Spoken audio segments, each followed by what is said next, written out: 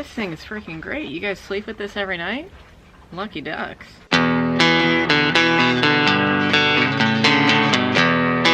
Greetings, loved ones, and welcome back to my channel. In today's video, I'm doing a personal Q&A in my hog pen, in the pig pen today. And honestly, the pigs, they're eating breakfast, so I think that they might come over and pay me a visit in a little bit, maybe get some cuddles in. I'm by their heat lamp because it's kind of cold outside and I'm not wearing a jacket. But it's very nice over here by this heat lamp. I mean, shit, they got the setup, you know? So whenever they want to come over for cuddles, then that will happen. But if you can hear some eating sounds, they're doing their own personal mukbang in the background. But today, I'm doing a personal Q&A, like I said, and the last time that I filmed one of these, it was still gardening season. So I filmed it while I gardened, and that video was so well received, and I loved filming it so much, and I don't know, I really enjoyed it. So I wanted to do something kind of similar today, minus the gardening, unfortunately, because it is February. So I'm gonna go ahead, I asked for you guys to send me questions on Instagram, and I'm gonna go ahead and get into these. And I'm gonna start off with one of the most asked questions that I got and that I often get, which is, how often do you smoke? And I feel like you guys think that I smoke like every day, every second of every day, or something like that. I don't really know, but I guess she's asking the question so I can set the record straight. But truly, within the past like few months, I have been smoking so much less. I'll smoke maybe once a week. And when we were on the road trip, I smoked once every like 2 weeks. And yeah, it's just become like less of a, I don't know, like I need it kind of a thing. I never really needed it, I just wanted it. And so now, I don't know. I was kind of talking about this in my last Q&A because somebody asked me about like how I smoke weed and stay productive and like maintain a business, and I was like, well, I'm not like silly about it, you know? But I do enjoy it sometimes, mostly at night or socially with friends. So right now I would say maybe once a week, if that. All right, and one of my friends, I'm not gonna say her name just in case she doesn't want me to, but she said, 1 tit, 2 tit, red tit, blue tit? Question mark. And then she sent in another one and said, now for my real question. Any tips on going to Bone Town when you're not feeling sexy? Oh my gosh, I love who sent this in so much, by the way, if you're watching this. Oh my god. Okay, I'm sorry, you fully just fell off of the ledge that you're on. It's getting a little too comfortable and I don't really know what happened there. Maybe the wind took you away. Anyways, I was kind of talking about this and have talked about this on my podcast before. You know, like how to get yourself in the mood for saucy time when you're not feeling too saucy yourself, if you know what I'm saying, ladies and gentle dudes and every non-gender conforming person in between.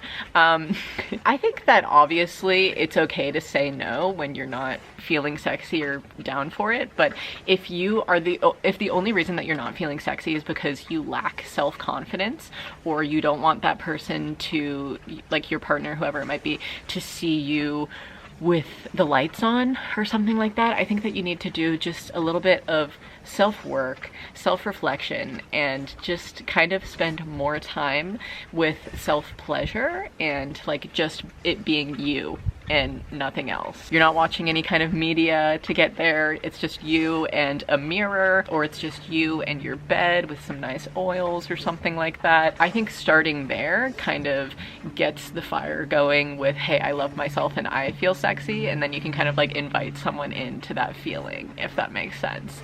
But obviously sometimes I do have times where I'm like not really feeling too hot myself, and then Finley will make me feel really sexy and I'm like, oh, this is nice. So I think you also need to like allow other people to compliment you and make you feel good and be able to accept that. So it's really just doing like the self-work to get there. And obviously you can always start at the basics of like just cuddling or making out and then kind of like going from there, so that you kind of like work up to that point when you might not be feeling like 100% into it at the beginning because you're like doubting your sexy self. But to who sent this in, you are a sexy queen. Love you so much. The next question is, are you still working on that small business? Eye emojis. And then she also asked, what's the next move, in parentheses, location wise and business wise? So to answer your first question, yes, we are still working on our small business. We like verified the business or registered our business basically, and now we're just kind of like trying to figure out what we even, like what specific things we want to sell. And because Finley is half of this business idea and a lot of the handyman work, he is actually working on like a separate kind of business idea right now, which is the construction and selling of tiny homes.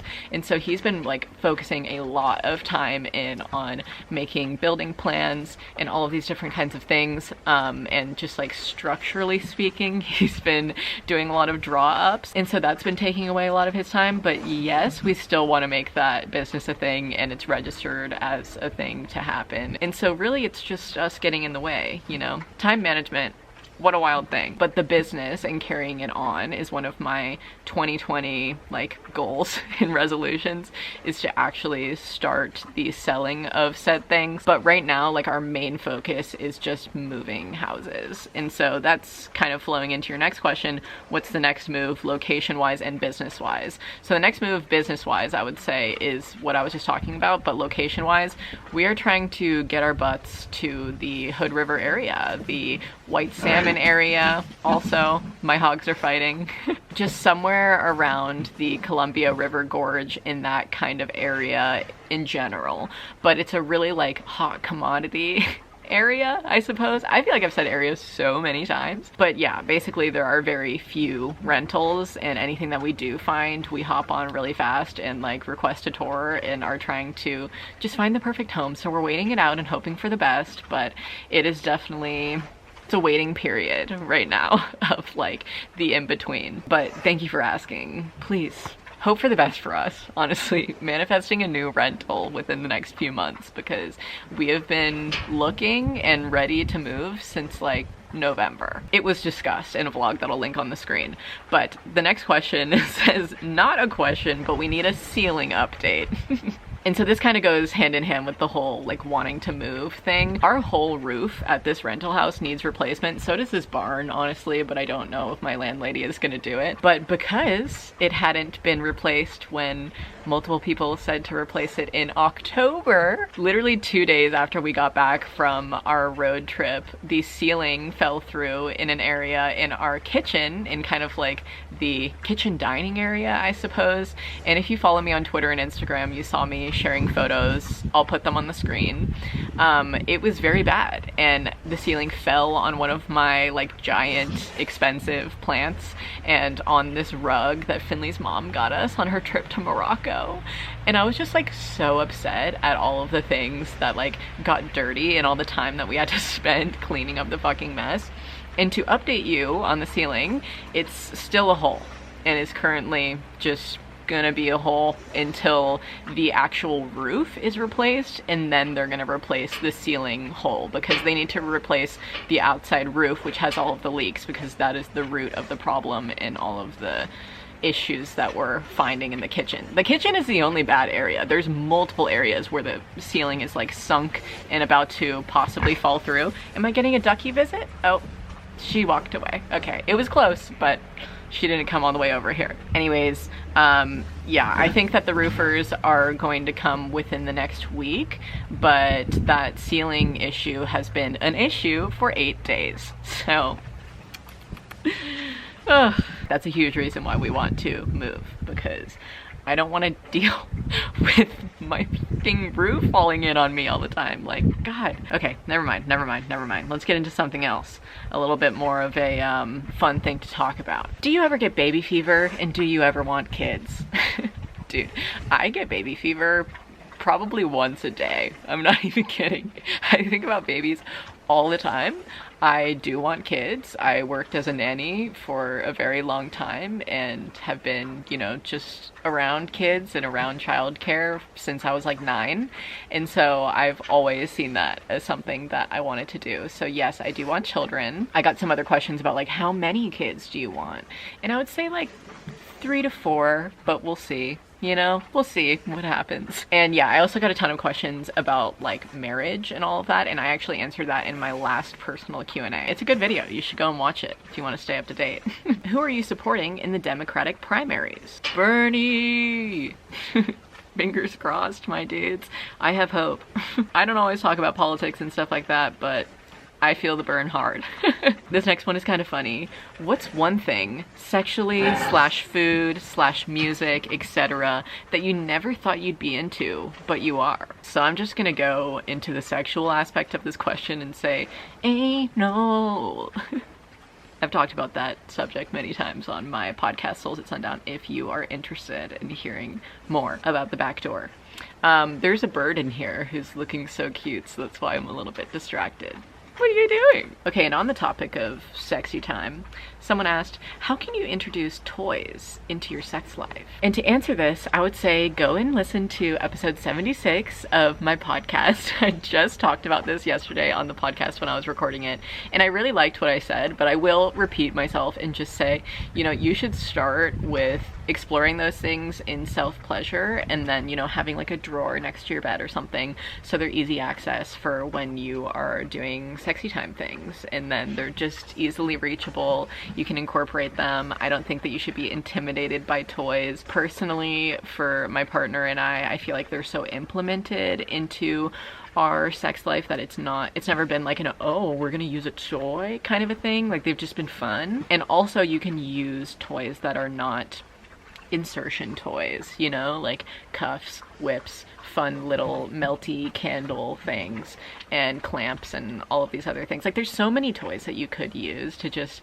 spice it up. So maybe you could start with something like that, like a nice cuff, and then just like try it, see how you like it, and you can always get crazier with stuff in your own time, and then whenever you feel comfortable, introduce it into your partner's life as well. I'm gonna see if there's any other like sexy time questions. Yes, there are. This question is so fucking funny. Someone said, Kevin voice, where is the weirdest place you've made whoopee? And then they go, I hope you watch The Office, or that made no sense, LOL. I love that. Love Kevin so much. Thank you for asking this question. I would say the weirdest place is at the top of a parking deck looking over LA.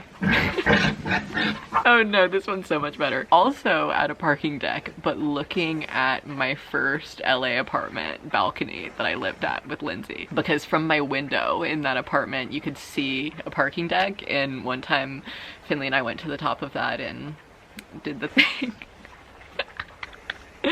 Oh, it was a blast. Love that time in my life. Okay, another sexy time question, which I also covered in episode 76 of my podcast too. I did just like a general TMI talk about sex and just like a lot of things. So if you want to hear a lot more about this specific topic, definitely go and listen to that. I know I already said it, but it was a good episode and I loved it. It was my first one of 2020, so I feel like I need to promote it. Well, I always feel like I need to promote the podcast, but anyways, somebody said how to make sure you smell good or taste good down there. And this is something that I always get questions about. Feminine hygiene, which I have an entire video about female hygiene, so I will link that on the screen as well. But let me just say, you don't need any products to make yourself smell good or taste good down there, okay? Obviously, wash yourself with a nice warm washcloth and like wipe it down if you're worried about the before you go into the bedroom aspect of things, and like wash with your hand when you're in the shower and stuff like that. But one thing that I learned in 2019 is that like your gut microbiome, you also have a vaginal microbiome, and there's a lot of good bacteria in there that needs to survive and doesn't need to be killed off by douches or like summer's eve washes that are literally marketed to make you feel shame for your natural odors. That's the tea. But you don't need to worry about this. Like, I have definitely been insecure about this in the past, and whenever I am, I just tell Finley, I'm like, I'm just worried I'm stinky. And he's like, you're fine. You taste great. You smell great. I don't know what you're worried about. So like, it's always an in my head kind of a thing. And it's also one of those things where it's just like, okay, if somebody is not able to like take you in your natural state, then you shouldn't be having sex. But those are my tips. I don't use soap down there. I just use warm water in my hand and do a nice wash after I wash the rest of my body with literally just water. And if you don't believe me, then that is a good thing to do. please look it up right now and just see the statistics, my dudes, okay? So many scented body washes are so irritating for your sensitive area down there. And also, if you're prone to frequent yeast infections or UTIs or just like bacterial infections in general, more than other people, then you do not want to use a scented body wash down there. That's what my gynecologist told me. So that's straight from the source, straight to you guys with Vahines. Now you know. This is a fun finance question. Someone asked, being self-employed, do you have a retirement plan / fund? I don't have a technical retirement fund or plan.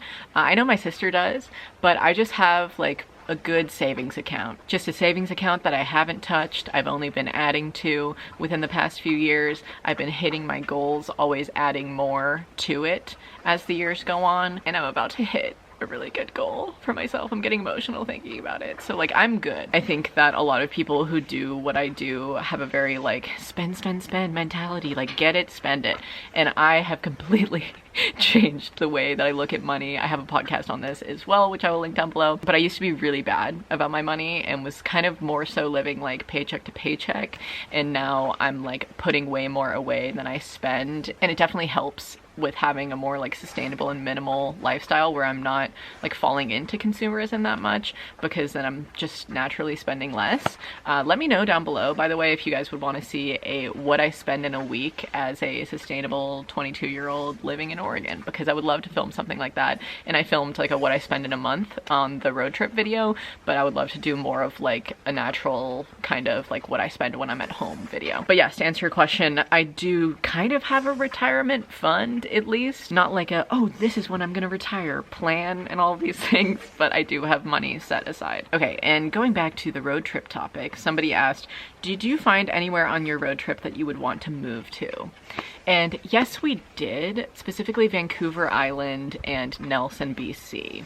But I don't think that we will actually move to Canada for our next like rental, at least. I think maybe when we're looking into buying land for like a forever home, that we would possibly look into Vancouver Island, probably more so than Nelson. I did really love both of those places, but I don't think that we're going to end up moving there. And that's for a few reasons, but the main reason is it's very hard to move from the US to Canada. I feel like there would just be so many hoops that we would have to jump through, like to get dual citizenship, and like, I don't know, it would be a big uprooting of our lives to just pick up and move to Canada. Although it's a beautiful place. I think right now it's just a beautiful place to visit, and we will probably end up staying in the Pacific Northwest. So yeah, this is a good question.